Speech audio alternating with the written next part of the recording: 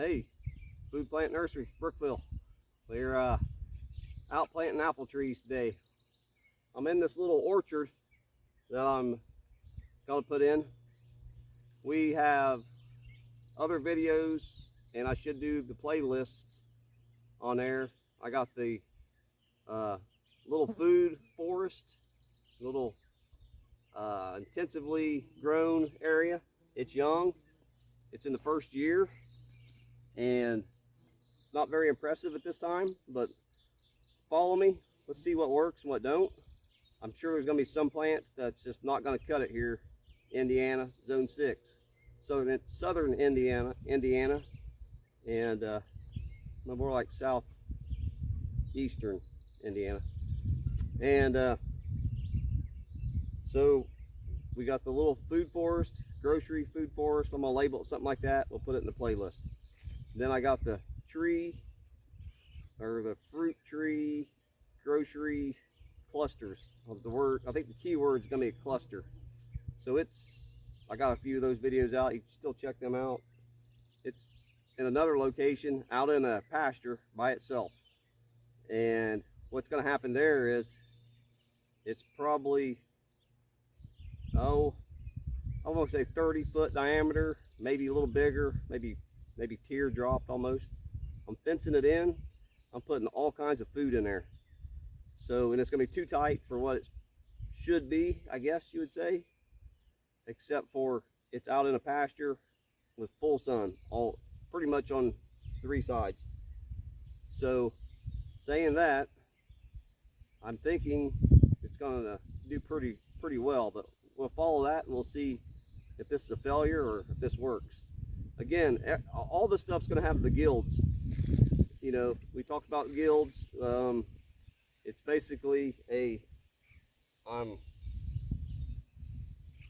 water hose is making a hissing noise here, but it's basically an ecosystem, almost like the woods, you know, the forest type, supportive species that holds you know, pest deterrent plants, stuff that pulls nitrogen up. You can chop it and drop it. Just a lot of good shade, mulch. So we're going to do all that in all the gilds, except for this is in my front yard. So this gild is going to have all the same things, but it needs to look a little more neater, a little more cleaner. That way I keep the wife a little more happy, because you know, you don't want it. I don't want to dump the place up here too bad, you know. So, you know, the cluster is going to be, it's going to be nature, you know. It's going to be what nature wants, what's going to naturally want to grow there. We got all kinds of stuff in there, and check them videos out, you know. Right now I'm planting 2 apple trees that I got, and I'm just trying to diversify my species of apple trees right now, but I'm really too heavy on apple trees. I got to really start bringing in like more plum, pear. I do have quite a bit in stock persimmon right now, and I think I'm gonna really try to add some to maybe the north side of this, where, because the persimmon can get pretty tall, and hopefully it'd be a nice diverse. It's gonna be more diverse too by having this stuff. So what I want to talk to you about a little bit is just the apple tree itself too. I got a hole dug. It's way deeper. It's way bigger than it needs. But one of my little key things is, and I'll show you what it looks like. One of my little key things is, this is a bare root. So that's good. Bare root's good.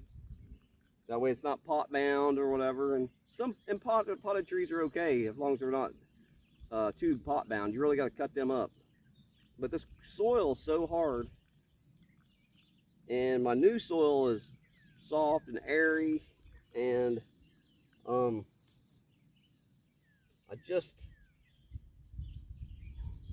know what to say about it, except this clay is so hard. It's almost going to work like it's in a pot.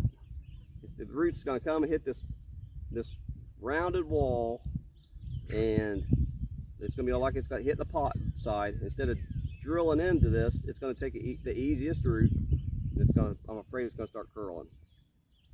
So I think I got a remedy for this, and let me go ahead and put my camera down here and show you what I got, and then you guys see if this works or not. I really think it's going to. So get this thing situated. I can't hardly see the camera there. Okay, so this is almost clover shaped. It's not round.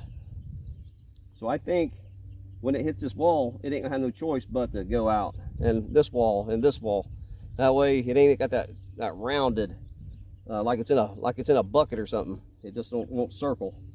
So you wonder why your tree dies in a couple years or something, or just ain't growing. That's probably more like what's gonna happen. The tree's just not growing. And you really want to know, why is this? Well, I think that's why. I really do. So we'll just kind of follow it around and see. My tripod is dying on me here. So how we're going to plant this. This is bad camera work, guys. Sorry. Hopefully the content's decent. So what we got here is a junk leaky hose end, which is, this thing is pretty new and it's no good. We got to find a good hose. So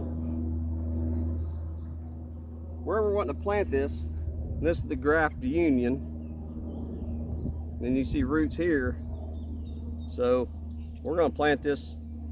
We're going to plant it about this deep, and then when we get it planted, we're going to come in. We're going to mulch this real well, this whole area, and there'll be follow-up videos on this, and to show you how I'm going to mulch this area. When you mulch it, it's great. It keeps the weeds down. Put your cardboard down. These worms know this wood chips, this cardboard. So you just start building great soil, and it's unreal what these worms and these worm castings and all the microorganisms are doing in this ground. I can see it back here in my little grocery food forest. It's starting to really make good soil. Got my chickens over here fooling around. So all we're gonna do here is, you've seen how people plant trees before, but we're gonna plant this at this height. We're gonna put some loose soil in it. I'm gonna put a little bit of, a lot of people say don't do this, but I got a little mixed topsoil, a little mixed compost, and we're gonna lightly put that in there with the regular soil, and it's gonna be okay. We're just coming out of a 2-week drought, which is bad. I lost a couple trees. Nothing really was growing, new trees, and nothing was really growing. Everything was stagnant, and we finally got a rain, and well, we'll just hope it keeps going. But we'll water this in real good, and I'll hit the pause, and I'll kind of show you what it looks like when we get a little further along here. Now we don't drag this video out. So we're getting this tree in the ground. I watered it. I got about halfway filled in. I watered it in. We're trying to keep those little air pockets out of here. Try to beat this thing down. That soil, so it goes around the roots. Plus it needs to be well hydrated.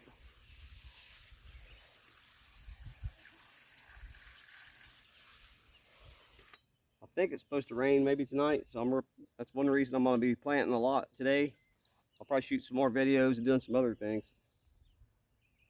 This don't look like much, but putting your dirt on a board or your cardboard, that's pretty nice. That really works out real well. I know it don't sound like much, and maybe it don't sound like much to you right now, but once you start having it in the grass, you know, your soil and in the grass, you need to try to dig through it and all that. That's nice to have that cardboard on there. So we're just chopping this thing up. I try not to put try to put like the grass type stuff like on the outer edges of the clover shape we dug in here. Try to make it loose, break it up a little bit. That hard clay is like brick. You know, it's part of the ground though, so we're gonna. But see how you can just sweep that off there into the hole. And that's another thing I like to do. If you can, my place is kind of hilly, you know, southeastern Indiana, you know, we got some rolling hills. But I try to put my soil on the top side. That way it's just easier gravity type stuff. You can just kind of drag it in.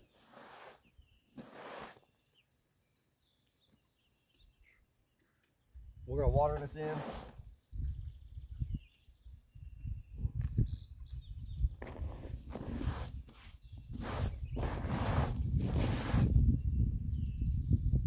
You can see, can we see that the camera? Yeah. So you can see where, it's kind of low though, where that graft union is.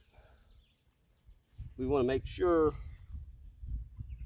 that we're not up, we don't put it up here. You put it just above the roots.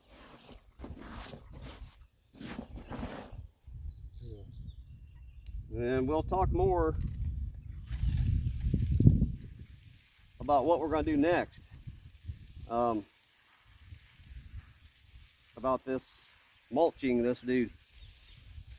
Because if you just put this out here and you put a little thing of mulch around it, like big as a bucket or something, with some of that dyed mulch, it's just no good. You need a spot as big as a truck hood or bigger and 3 to 4 inches deep around this. Bigger if you can get it. That's going to allow this area to be moist and things can have enough room to live. And you'll see what we're doing when we go through these guilds. And I'll try to have some little more in-depth classes on these, or videos. And then here at Food Plant Nursery Brookville, I try to sell things that we can use as homesteaders. A little bit different things. So I'm gonna try to do some classes here on the guilds, some of the trees. I'd like to get some people in to help teach me like a lot of native weeds and grasses that I know some stuff, but there's people that really focus in on different things, and we can have some nice